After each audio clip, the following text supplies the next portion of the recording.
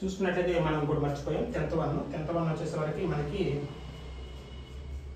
చూసుకున్నట్లయితే రేంజ్ అంటారు. రేంజ్ దీని వ్యాప్తి అని అంటారు. చూసుకున్నట్లయితే ఈ 10ని గుర్తుపెట్టుకోండి. ఇంగ్లీష్లో ప్రిపేర్ అయ్యేటువంటి వాళ్ళు ఈ నేమ్స్ గుర్తుపెట్టుకోండి, తెలుగులో మాత్రం ప్రిపేర్ అయ్యేటువంటి వాళ్ళు కంపల్సరీ ఈ నేమ్స్ అనేవి గుర్తుపెట్టుకోండి. చాలా గుర్తుపెట్టుకోండి. మీకు ఎలా చేయాలో నేను నేర్పిస్తాను. దాని ప్రకారం మీరు లెక్క వచ్చినట్లయితే షార్ట్ కట్గా మీరు అందరూ కూడా చేసుకోవచ్చు. మనకి 3 or 4 మార్క్స్ అనేవి ఈజీగా రావడం జరుగుతుంది. చూసుకున్నట్లయితే ఒక్కొక్క దాని గురించి మనం ముందుగా నేర్చుకుందాం. అంతా నోట్ చేసుకున్నాం కదా, ఒకసారి చూసుకోండి. ఒక్కొక్క దాని గురించి చేసుకుందాం. ఒక్కొక్క దాని గురించి మనం నేర్చుకున్నాం. ఫ్రెండ్స్, మన ఛానల్ చూసిన వెంటనే, వీడియో చూసిన వెంటనే లైక్ చేయండి, ముందు సబ్స్క్రైబ్ చేసుకోండి. ఎందుకంటే మన ఛానల్ నుండి ఇక్కడ నుండి ఇంపార్టెంట్ మ్యాథ్స్ ప్రాబ్లమ్స్ అనేది చెప్పడం జరుగుతుంది, ప్యూర్ మ్యాథ్స్తో సహా. చూసుకున్నట్లయితే మనం ముందు ప్యూర్ మ్యాథ్స్ అనేది చెప్పుకుందాం. చూసుకున్నట్లయితే సగటు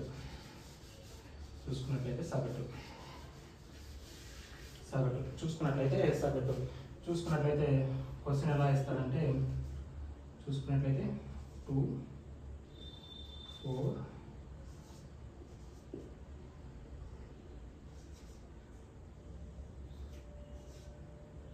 చూసుకున్నట్లయితే ఇలా ఇచ్చి వీటి యొక్క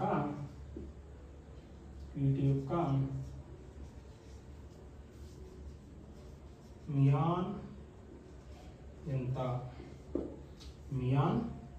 ఎంత అని అడుగుతాడు. ఓకే, ఇట్లా గుర్తుపెట్టుకొని ఇంగ్లీష్లో చెప్తాను. ఇక్కడ మియాన్ ప్లేస్లో సగటైనా రావచ్చు మీకు తెలుగులో అయితే, లేదా అంకగణిత సగటైనా రావచ్చు, అంకగణిత సగటు అన్నా రావచ్చు తెలుగులో ప్రిపేర్ అయ్యేటప్పుడు, లేదా అంక మధ్య మమ్మల్ని రావచ్చు. ఇలా వచ్చినప్పుడు మనకు ఫార్ములా ఏంటంటే, మీన్ ఫార్ములా ఏంటంటే రాసులు మొత్తము బై రాసుల సంఖ్య. చూసుకున్నట్లయితే మీన్ ఫార్ములా అయింది, చూసుకున్నట్లయితే సగటు ఫార్ములా అయింది. తెలుగులో గుర్తుపెట్టుకోండి సగటు. మీన్ ఫార్ములా, సగటు ఫార్ములా ఏంటంటే రాసుల మొత్తము బై రాసుల సంఖ్య అనేది రాసుల సంఖ్య. ఇక్కడ చూసుకున్నట్లయితే రాసుల మొత్తము బై రాసుల సంఖ్య. రాసులు మొత్తం ఎంత ఉన్నాయి, వీటిని రాసులు అంటారు. చూసుకున్నట్లయితే రాసులు ఎంత ఉన్నాయంటే 2 + 4 = 6, 6 6 12, 12 5 17, 17 and 26, 26 + 10 ఎంత 36. చూసుకున్నట్లయితే రాసుల సంఖ్య వచ్చేసరికి మనకి ఎన్ని ఉన్నాయి, 1 2 3 4 5 6 6 36. అంటే మనకి మీన్ లేదా సగటు లేదా అంకగణిత సగటు లేదా అంక మధ్యమము ఎంత అంటే మనకి 6 అనేది గుర్తుపెట్టుకోవాలి. ఈ విధంగా మీకు ప్రాబ్లం అనేది రావడం జరుగుతుంది. మీరు ఈ విధంగా చేసినట్లయితే మీన్ ప్రాబ్లం అనేది కంప్లీట్ అయిపోతుంది. మనం సెకండ్ వన్ చూసుకుందాం. చూసుకున్నట్లయితే సెకండ్ ప్రాబ్లం ఏంటంటే సెకండ్ టైప్ ఆఫ్ ప్రాబ్లం ఏంటంటే, ఫస్ట్ టైప్ చెప్పుకున్నాం. చాలా ఒక లెక్కలు. మీకు ఏమన్నా డౌట్స్ ఉంటే నా వీడియో చూసిన తర్వాత కింద కామెంట్ బాక్స్లో మీకు ఏమైనా డౌట్ ఉంటే డౌట్ కామెంట్ చేయండి, నేను కంపల్సరీగా చెప్తాను. మీకు ఏం అర్థం కాలేదు నేను సెకండ్ టైప్ గురించి చెప్తాను. ఫస్ట్ టైప్ అయిపోయింది, ఇప్పుడు సెకండ్ టైప్ ఏం చెప్పాను నేను. చూసుకున్నట్లయితే మీడియన్ గురించి అయితే చెప్పాను. మీడియన్ అంటే ఏంటి, మీడియన్ అంటే తెలుగులో ఏం చెప్పానంటే మీకు మధ్యమం లేదా నడిమి అంటే మధ్యాహ్నం అని అర్థం. మీడియన్ అంటే మధ్య, 2 పదాలకు మధ్య. ఏదైనా 3 పదాలు ఉంటే వాటిల్లో మధ్య పదం గురించి చెప్పేదాన్ని మీడియన్ లేదా మధ్యమము లేదా నడిమి లేదా అంక మధ్యమం అని అనడం జరుగుతుంది. అంక మధ్యమం అని అనడం జరుగుతుంది. చూసుకున్నట్లయితే ఏంటి, సారీ చూడండి, ఇది మధ్యగతం.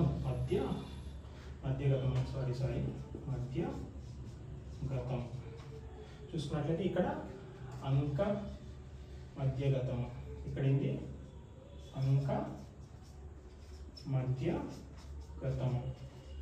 అంక మధ్యగతము అని ఈ విధంగా రావడం జరుగుతుంది. మనకి క్వశ్చన్ ఎలా అడుగుతాడంటే చూడండి ఫ్రెండ్స్, 2 5 3 7 9 11 ల యొక్క మీడియన్ ఎంత అని అని అడిగినప్పుడు గుర్తుపెట్టుకోండి, మనకి మీడియన్ అడిగినప్పుడు ఇచ్చినటువంటి రాసులను ఆరోహణ లేదా అవరోహణలో రాసుకోవాలి. అవరోహణలో రాసుకున్నగా వచ్చిన మధ్య విలువను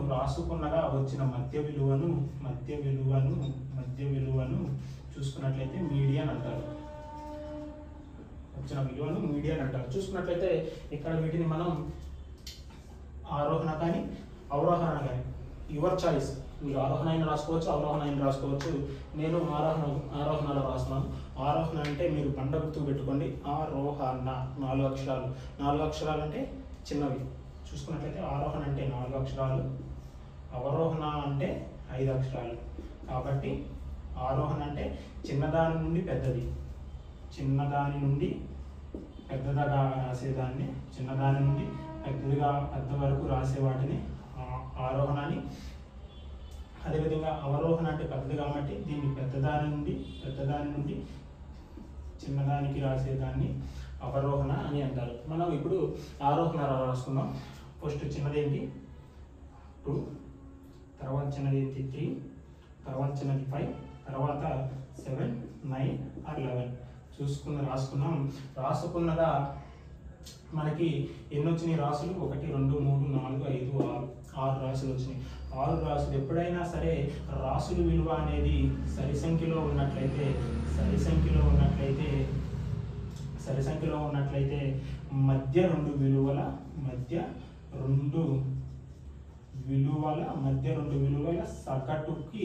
సగటుకి మీడియన్ సమానం. ఏంది చూసుకున్నట్లయితే ఒకసారి చెప్తాను చూడండి. ఒకవేళ ఇచ్చినటువంటి రాసులు అనేవి 6 ఉన్నట్లయితే మధ్య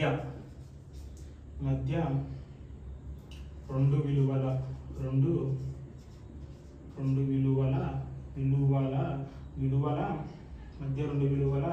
సగటు అనేది మీడియానికి సమానం. చూసుకున్నట్లయితే ఇక్కడ ఈ 2 పోతున్నాయి. చూసుకున్న మధ్య విలువను తీసుకోవాలి కాబట్టి మీడియన్ అంటే చూసుకున్నట్టు ఈ 2 ఉన్నాయి కాబట్టి 5 + 7 = 12, 12/2 = 6గా మనం ఇలా రాసుకోవాలి. ఒకవేళ ఇక్కడ నీకు చూసుకున్నట్లయితే ఇలా రాసుకున్నాం. ఒకవేళ నీకు ఇక్కడ ఒకవేళ ఇక్కడ నీకు 13 ఇచ్చాం. అప్పుడు 13 ఇచ్చినప్పుడు నేను ఆరోహణ క్రమంలో రాసుకుంటున్నాను. మీ ఇష్టం. 2 3 5 7 9 11 or 13. ఇక్కడ విలువలు ఏంటి? మొత్తం ఉన్నటువంటి రాసులు ఏంటి? 1 2 3 4 5 6 7. బేసి సంఖ్య వచ్చినట్లయితే రాసులు మొత్తం అనేవి లెక్కేసినట్లయితే బేసి సంఖ్య వచ్చినట్లయితే మధ్య విలువ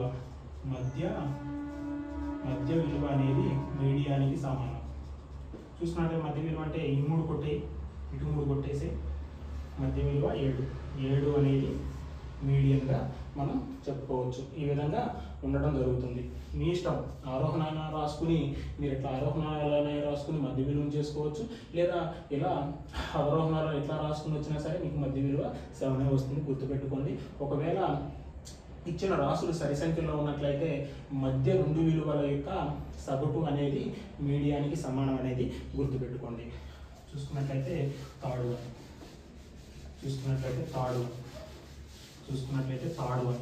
వన్ అంటే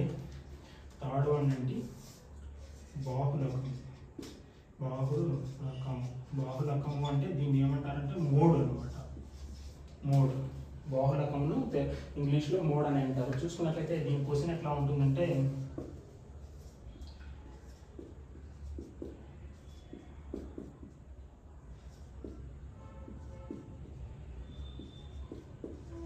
ఇలా ఇక మోడ్ ఎంత చూసుకున్నట్లయితే మోడ్ అంటే ఏం లేదు, ఇచ్చిన రాసులలో ఏవైతే ఎక్కువగా ఉంటాయో, ఏ రాశి అయితే ఎక్కువగా ఉంటుందో ఇచ్చినటువంటి రాసులలో, వీటిని రాసులు అంటారు, ఇచ్చినటువంటి రాసులలో ఇచ్చిన రాసులలో ఏ రాసులు ఎక్కువగా ఉంటాయో వాటినే మనం మోడ్గా చూసుకోవడం జరుగుతుంది. చూసుకున్నట్లయితే రాసులు ఎన్ని ఉన్నాయి? 2, 2, 5, 6, 11, 2, 7, 39. చూసుకున్నట్టు వీటిలో ఏ రాశి ఎక్కువగా ఉంది? చూసుకున్నట్లయితే 2 అనేది 3 సార్లు రావడం జరిగింది. మిగతా ఇంకేమైనా వచ్చినాయా? ఇంకేం రాలేదు. 2, 3 సార్లు ఉంది కాబట్టి ఈ యొక్క 3 అనేది 2 అని ఆన్సర్ అనేది పెట్టేసేయాలి. ఏం లేదు, 3 అంటే ఏం లేదు. ఇచ్చిన రాసులలో ఏ రాసులు అయితే ఎక్కువగా ఉంటాయో దాన్నే మనం 3 అని అనడం జరుగుతుంది. చూసుకున్నట్లయితే 3 ఫార్ములా ఏంటంటే, ఒకవేళ మీకు 3 ఫార్ములా ఏంటంటే Z = 3 ఇంటూ మధ్యగతము -2 ఇంటూ సగటు. చూసుకున్నట్లయితే ఈ ఫార్ములా గుర్తుపెట్టుకోండి. ఏంటి బాహుళకము అంటే ఏంటి?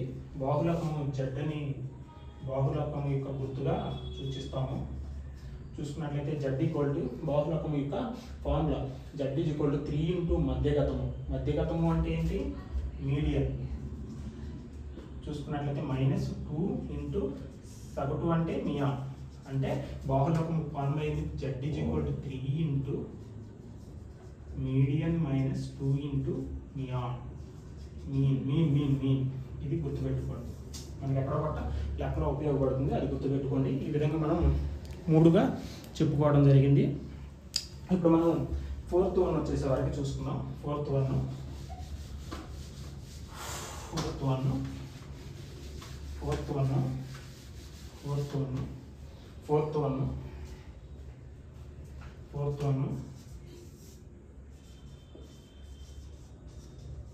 Median deviation. దీని తెలుగులో ఏమంటారు చెప్పండి? మాధ్యమిక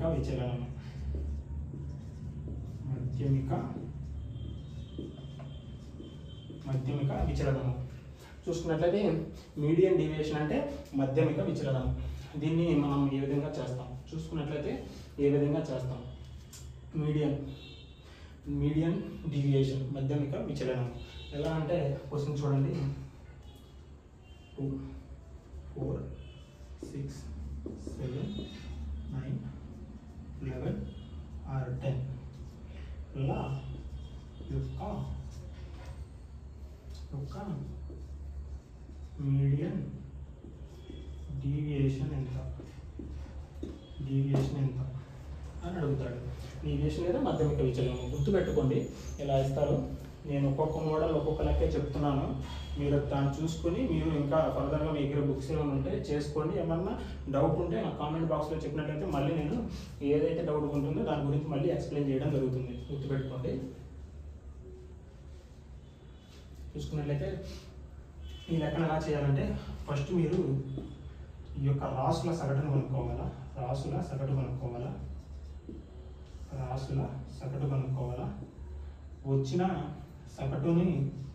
వచ్చిన సగటును మళ్ళీ రాసుల నుండి తీసేయాలా. రాసుల నుండి వచ్చిన సగటును తీసేయాలా. మళ్ళీ వచ్చిన విలువను మళ్ళీ సగటు చేయాలా. కన్ఫ్యూజ్గా ఉంది కదా? చెప్తాను చూడండి. ఫస్ట్ మనం సగటు కనుక్కోవాలా. చూసుకున్నట్లయితే సగటు ఫార్ములా ఏంది?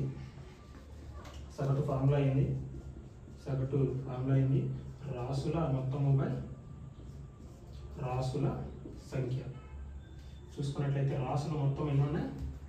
2 + 4 = 6, 6, 6, 12, 12, 7, 19, 9, 28. చూసుకున్నట్లయితే 11, 39 + 10 మొత్తం ఎంత? 49. రాసుల సంఖ్య ఎంత? 1, 2, 3, 4, 5, 6, 7. రాసుల సంఖ్య 7. టోటల్ ఎంత? 7, 7, 49. ఇదే మనకు సగటు వచ్చింది. ఫైనల్గా ఇలా వచ్చిన సగటుని చూడండి. ఫైనల్ సగటును 2లో నుండి 7 తీస్తే 5, 4లో నుండి 7 తీస్తే 3. మీరు ప్లస్ మైనస్ సంబంధం లేదు, తీసివేయడం అంతే. ప్లస్ మైనస్ ఇక్కడ పెద్దది ఉంది, ఇక్కడ చిన్నది ఉంది, మైనస్ ఉంది, ఇక్కడ మైనస్ రావాలి, అలాంటివి ఏమీ లేదు. మీరు ఇలా చేసుకోవాల్సిందే. 6 + 7 = 1, 7 - 7 = 0, 9 - 7 = 2, 11 - 7 = 4. మొత్తం ఎంత వచ్చింది ఇక్కడ చూడండి 5 + 3 మళ్ళీ సగటు చేయాలి. ఇక్కడ వచ్చినటువంటి వాల్యూని మళ్ళీ సగటు చేయాలి. 5 + 3 = 8, 8 9 9 9 6 15 15 మళ్ళీ రాసుల సంఖ్య ఎంత, మళ్ళీ రాసుల సంఖ్య ఇక్కడ మిస్ అయినట్టుంది, ఇక్కడ ఒకటి మిస్ అయినట్టుంది చూడండి. 2 4 6 7 9 10 మిస్ అయింది కదా. 10లో 7 పోతే 3 చూసుకున్నట్లయితే 10లో 7 పోతే 3 కదా, 18 టోటల్ 18 వాల్యూ 18/7 అంటే 7 14 4/7 ఇది ఆన్సర్. ఒకవేళ మీరు పాయింట్లో చూసుకోవాలంటే 2.0 పెట్టుకో, 7 5 35 మళ్ళీ 5 ఉంటుంది 0 మళ్ళీ 7 7 49 ఇలా వస్తుంది 2.57 లేదా మామూలుగా భిన్నాలు అయితే 2 × 4/7 ఈ విధంగా జరుగుతుంది. ఇది నియాన్ డీవియేషన్ కనుగొనడం. ముందు సగటు కనుక్కుంటాం, మళ్ళీ వచ్చిన వాల్యూని మళ్ళీ ఈ యొక్క రాసుల నుండి తీసేస్తే వచ్చిన వాల్యూని మళ్ళీ సగటు చేయాలి. సగటు మైనస్ సగటు, సగటు మైనస్ సగటు, సగటు మైనస్ రాసులు సగటు అనేది గుర్తుపెట్టుకోండి. ఈ విధంగా ఉండటం జరుగుతుంది. మనం 5 చూసుకున్నట్లయితే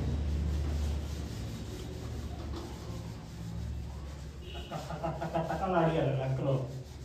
లెక్కలు అంటే భయపడకూడదు, టక్క కొట్టేయాలి. మనకు ఎగ్జామ్లో వస్తే టక్కలు ఆడిచ్చేయాలి. మ్యాక్సిమం లెక్కలు అంటే భయపడకూడదు, ముందు లెక్కలు ఆడుకోవాలి. 5వ టైప్ 5th టైప్ ఏంది, స్టాండర్డ్ డీవియేషన్. స్టాండర్డ్ డీవియేషన్ దీన్ని ఏమంటారు, ప్రాథమిక విచలనం. ఆడుకోవాలి లెక్కలు అంటే ప్రాథమిక విచలనం ఎలా ఉంటుంది. ప్రాథమిక విచలనము ఎలా చేయాలో చూద్దాం. క్వశ్చన్ చూడండి. 2 4 నేను ఏదో ఒకటి వాల్యూస్ చేస్తున్నాను, ఓకే గుర్తుపెట్టుకోండి. మీకు అర్థం అవడానికి నేను నా పాయింట్ ఆఫ్ వ్యూ చెప్తున్నా. 2 4 6 8 7 9 11 చూసుకున్నట్టయితే 10 ఇలా యొక్క